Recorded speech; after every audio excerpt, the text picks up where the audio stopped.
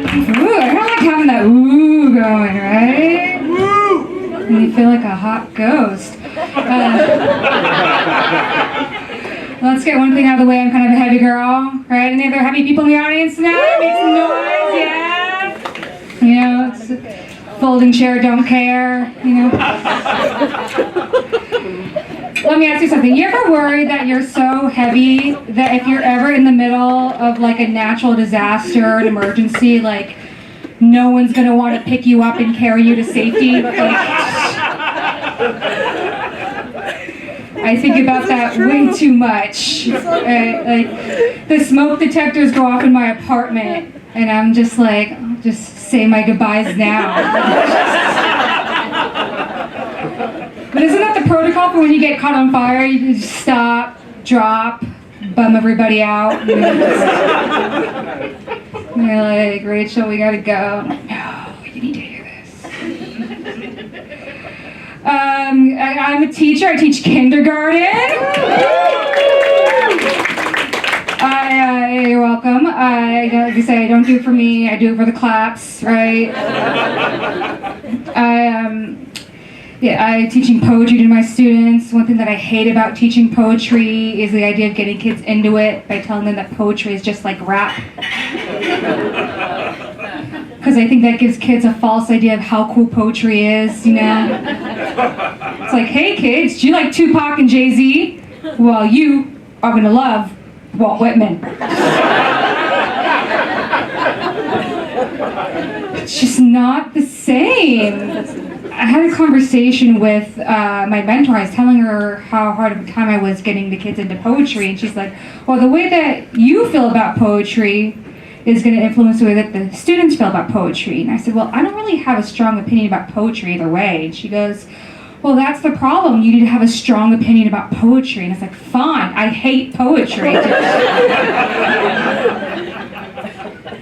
Guys, I was mistaken recently for another black female comic.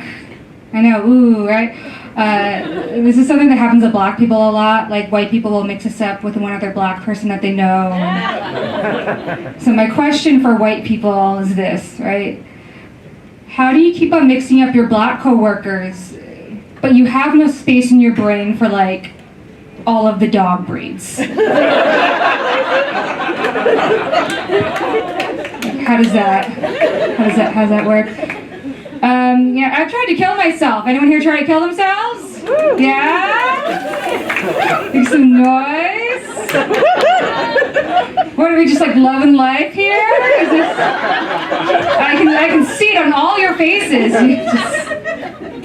I gotta tell you, it's a lot of work.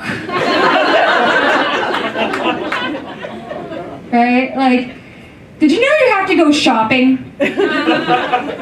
Right?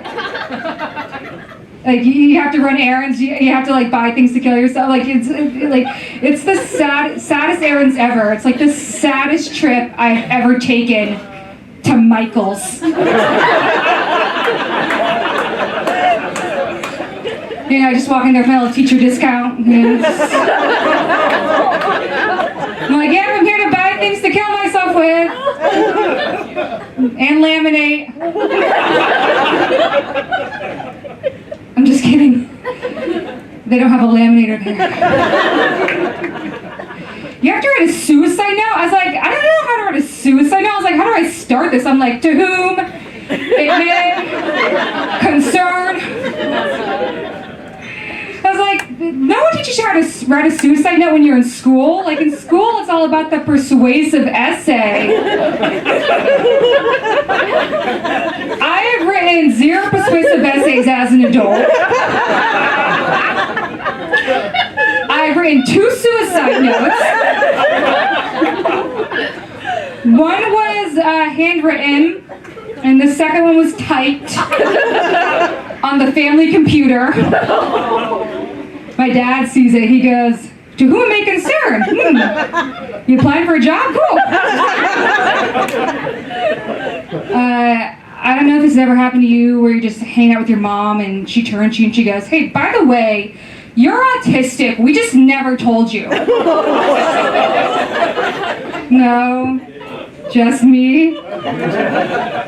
I don't know if any of you know what it's like to find out you're autistic at the age of 27. But I was like, this adds up. Because I love counting.